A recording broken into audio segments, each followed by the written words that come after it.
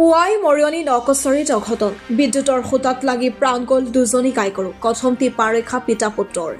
নকছাৰী নাগিনীজান চাহ বাগিচাত পুৱাতেই ঘটিল ভয়ংকৰ ঘটনা পথৰ কাষতে থকা এটা বিদ্যুতৰ খুঁটাত লাগি গাই পোৱালিসহ দুজনী গৰু মৃত্যুৰ মুখত পৰে ঘটনা অনুসৰি নাগিনীজান পুথি নদীৰ বিষ্ণু বাগটিৰ পোৱালিসহ এজনী গাই গৰু ১৩ বছৰীয়া পুত্ৰই পথাৰত এৰিব গৈছিল তেনেতে পুথি নদী তিনিআলিৰ সমীপত পথৰ নিচেই কাষতে থকা এটা বিদ্যুতৰ খুঁটাত গাই গৰুজনীয়ে গা ঘঁহাই দিয়াত থিততে পৰি যায় আৰু পোৱালিটোৱে মাকক চেলেকি দিয়াত লগে লগে পোৱালিটো পৰি যায় গৰুৰ লগতে আহি থকা কণমানি ল'ৰাটোৱে দেউতাকক চিঞৰি দিয়াত দেউতাক বিষ্ণু বাগটিয়ে গৰুজনীৰ কিবা হৈছে বুলি পানী খুৱাবলৈ যোৱাত তেওঁ বিদ্যুৎপৃষ্ট হৈ পথৰ কাষত পৰি যোৱাত যেনে তেনে উঠি আহে সেই ঠাইৰ পৰা তেতিয়াহে তেওঁ জানিব পাৰে যে প্ৰকৃততে বিদ্যুতৰ খুঁটাত থকা এডাল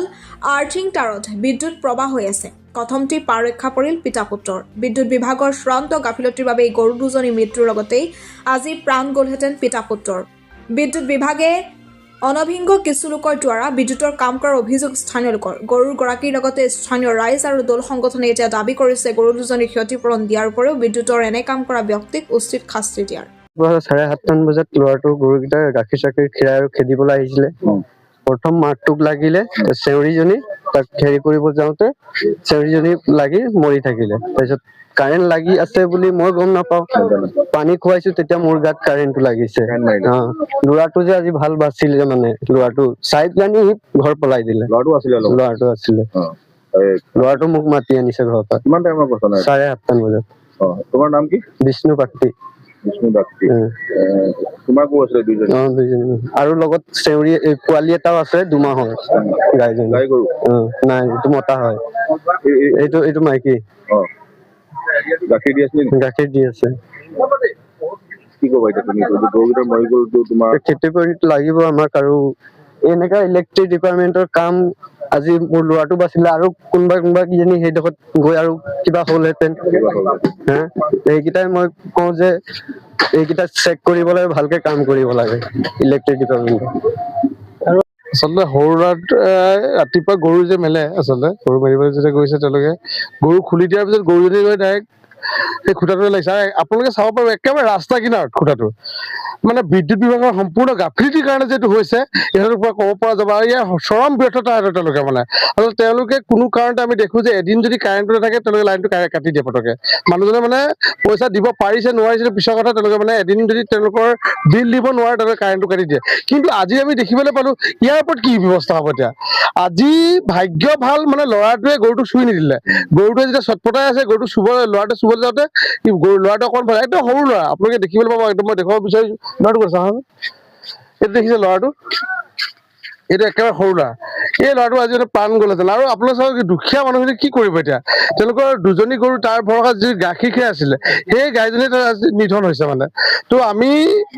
অসম চৰকাৰক এটা আহ্বান কৰিছো যে অতি শীঘ্ৰে এওঁলোকৰ ওপৰত ব্যৱস্থা এটা ল'ব লাগে আৰু APDCL ওপৰত মানে ব্যৱস্থা ল'ব